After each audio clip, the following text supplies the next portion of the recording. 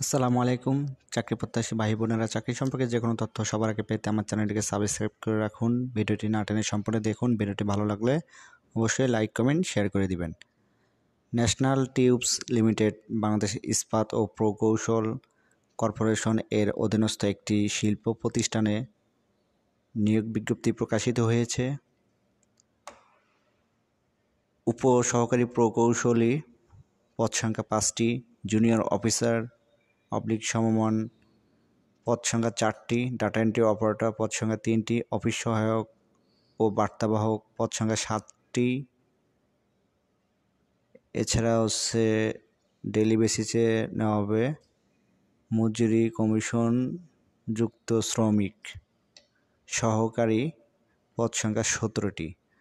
এটি 22 জুলাই থেকে আবেদন শুরু এবং